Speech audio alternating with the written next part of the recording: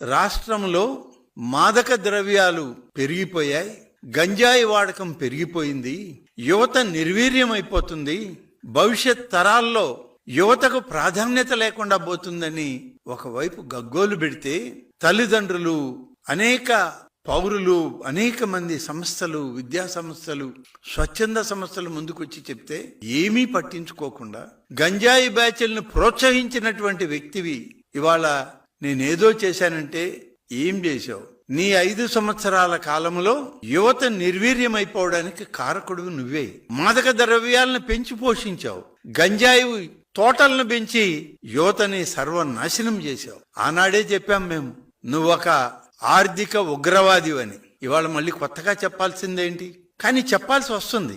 రాజకీయాల్లో సమయానికి మార్పులు వస్తూ ఉంటాయి. కొన్ని సందర్భాల్లో గమనించకుండా మర్చిపోవడం అనేటువంటిది సహజం. ప్రజల్లో అన్ని గుర్తుపెట్టుకుంటే వాళ్ళకున్న మెదడు కూడా పనిచేయదు. అందులో నీ అకృత్యాలు గుర్తుపెట్టుకుంటే అసలు వాళ్ళు నిద్రలేసి పని కూడా చేసుకోలేరు. ఇలాంటి వ్యక్తిత్వం ఉన్న నువ్వు, నీకు ఒక పార్టీ, సిద్ధాంతాలు లేని పార్టీ, అసలు నీ లక్ష్యం ఏంటో చెప్పలేనటువంటి పార్టీ, ఇటువంటి అరాచకమే నీ సిద్ధాంతంగా 5 సంవత్సరాలు ఈ రాష్ట్రాన్ని పట్టి పీడించావు.